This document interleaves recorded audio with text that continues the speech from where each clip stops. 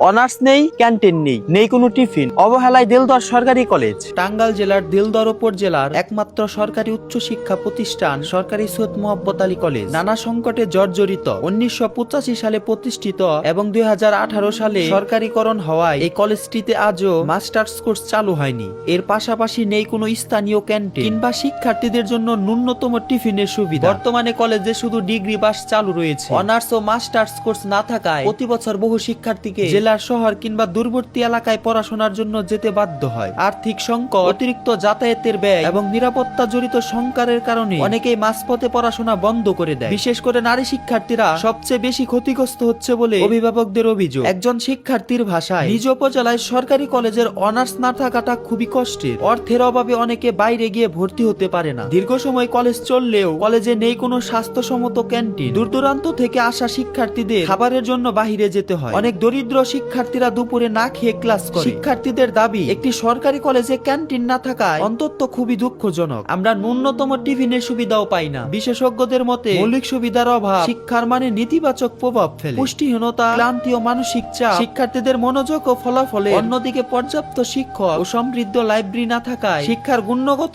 মানও প্রশ্নবৃদ্ধি হচ্ছে। সব সংকটের মাঝেও কলেজটির চারপাশে রয়েছে অন্যতম সুন্দর, মনোরম ও শান্ত পরিবেশ। সবুজে ঘেরা প্রকৃতির সৌন্দর্য শিক্ষার জন্য একটি আদর্শ পরিবেশ তৈরি করছে। এমন নীরব ও সুশৃঙ্খল ক্যাম্পাস অনার্স ও মাস্টার্স কোর্স চালুর জন্য উপযুক্ত। অবকাঠামো ও পরিবেশের দিক থেকে কলেজটি উচ্চশিক্ষার বিস্তারের জন্য যথেষ্ট সম্ভাবনাময়। শিক্ষার্থী ও এলাকাবাসীর প্রধান দাবি, দ্রুত অনার্স কোর্স চালু, পর্যায়ক্রমে মাস্টার্স কোর্স চালু, স্থানীয় স্বাস্থ্য সম্পূর্ণ ক্যান্টিন স্থাপন, স্বল্প সময়ের টিফিনের ব্যবস্থা নিশ্চিত, প্রয়োজনীয় শিক্ষক নিয়োগ ও লাইব্রেরির উন্নয়ন। এ বিষয়ে জাতীয় বিশ্ববিদ্যালয় মন্ত্রণালয়ের দ্রুত পদক্ষেপ কামনা করা হচ্ছে।